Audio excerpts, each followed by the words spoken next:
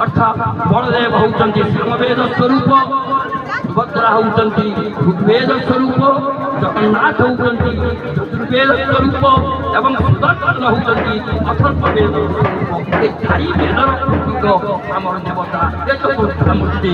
आउ चतुर्था कोटि कोटि प्रणाम।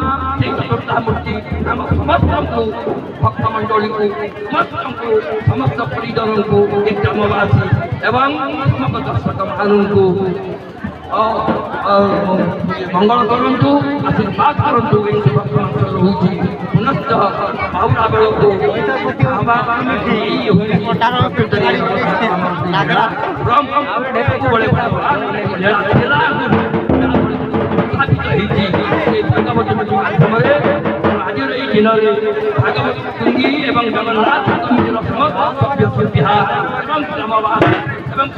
जगन्नाथ स्वागत करुचे। धन्यवाद जगन्नाथ को हे जगन्नाथ ये भक्त मंडली दुख गुहारी गुण निमित्त हो चमत्कारी आमर ठाकुर भाव बंदिया ठाकुर से जाओ आउ प्रणाम जगन्नाथ प्रणाम।